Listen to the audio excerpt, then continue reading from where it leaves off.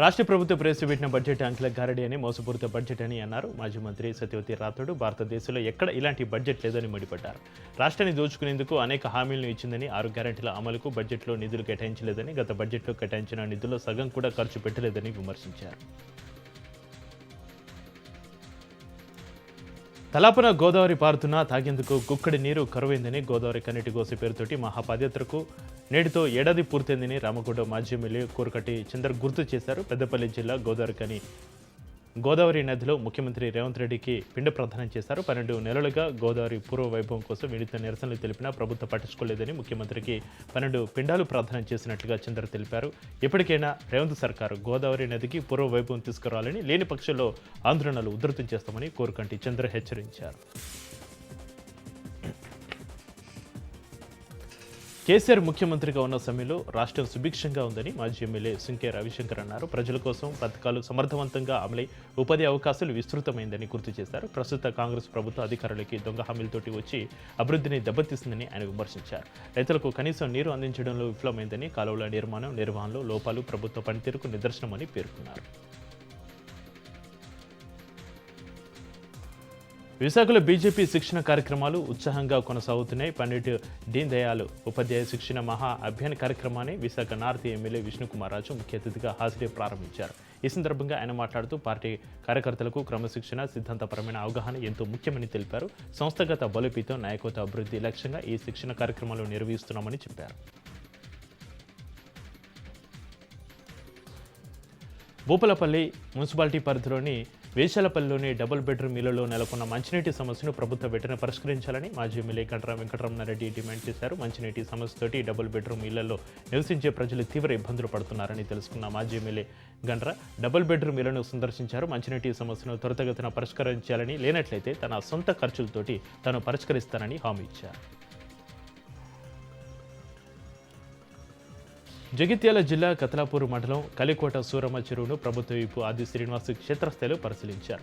ఈ సందర్భంగా ఆయన ప్రాజెక్టు పురోగతిపైన అధికారులతో సమీక్ష సమావేశం నిర్వహించారు. ప్రాజెక్టు పూర్తయితే సుమారు 43,000 ఎకరాలకు సాగునీరు అందుతుందని తెలిపారు. ప్రస్తుత నిల్వ సామర్థ్యం 170 MCFT నుంచి 450 MCFT వరకు పెంచే లక్ష్యంతో పనులు కొనసాగుతున్నాయని చెప్పారు. ముఖ్యమంత్రి రేవంత్ రెడ్డి, మంత్రి ఉత్తమ్ కుమార్ మార్గదర్శకత్వంలో ఈ పనులు వేగంగా కొనసాగుతున్నాయని ఆయన పేర్కొన్నారు. ప్రజల ఆశలను త్వరలోనే నెరవేర్చే దిశగా ప్రభుత్వం కట్టుబడి ఉందని ఎమ్మెల్యే ఆది శ్రీనివాస్ తెలిపారు.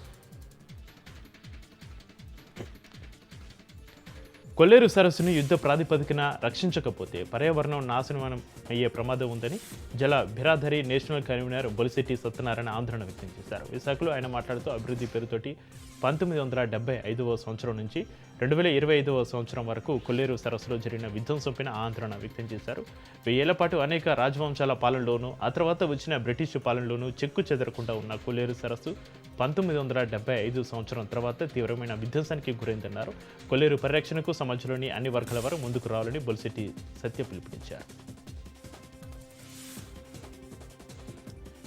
నిర్మల్ జిల్లాలోని పెంబి మండలంలో ఆదివాసుల సమస్యల పరిష్కారం కోసం సిపిఎం ఆధ్వర్యంలో ప్రారంభమైన పాదయాత్ర 2వ రోజుకు చేరుకుంది. నిన్న ప్రారంభమైన ఈ పాదయాత్ర ఖానాపూర్కు చేరుకుంది. ఈ సందర్భంగా ఆదివాసులు, గిరిజనులు ఖానాపూర్ పట్టణంలోని అంబేద్కర్ విగ్రహానికి పూలమాలలు వేసి తమ సమస్యలను వ్యక్తం చేశారు. మొత్తం 75 కిలోమీటర్ల పాదయాత్రలో ఇప్పటి వరకు 35 కిలోమీటర్లు పూర్తి చేసినట్లుగా సిపిఎం నాయకులు తెలిపారు.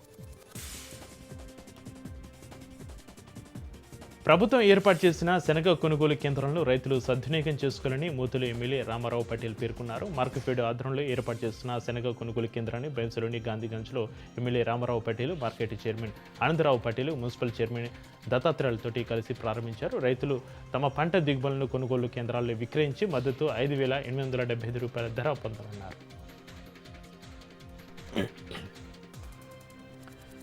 రంగారెడ్డి జిల్లా షాద్నగర్ పట్టణంలోని క్రిస్టియన్ కాలనీలో భూగర్భ జలాల కలుషితంతో స్థానికులు తీవ్ర ఇబ్బందులు ఎదుర్కొంటున్నారు. ముఖ్యంగా మహిళలు ఆందోళన వ్యక్తం చేస్తూ సమస్యకు తక్షణ పరిష్కారం కల్పించాలని డిమాండ్ చేస్తున్నారు. కాలనీలో గ్రౌండ్ వాటర్ పూర్తిగా కలుషితం కావడంతో తాగునీరు మాత్రమే కాదు, రోజువారీ అవసరాలకి కూడా అనుకూలంగా లేకపోయింది. గతంలో పలుమార్లు అధికారులకు ఫిర్యాదు చేసినప్పటికీ ఎలాంటి చర్యలు తీసుకోలేదు. మిషన్ భగీరథ నీరు కేవలం 2 గంటలు మాత్రమే రావడంతో సరిపడలేదని ఆవేదన వ్యక్తం చేస్తున్నారు. అధికారులు స్పందించి తమ సమస్యకు పరిష్కారం చూపాలని వేడుకుంటున్నారు. లేని ఎడల రాబోయే రోజుల్లో పెద్ద ఎత్తున ఆందోళనలు చేపడతామని హెచ్చరించారు.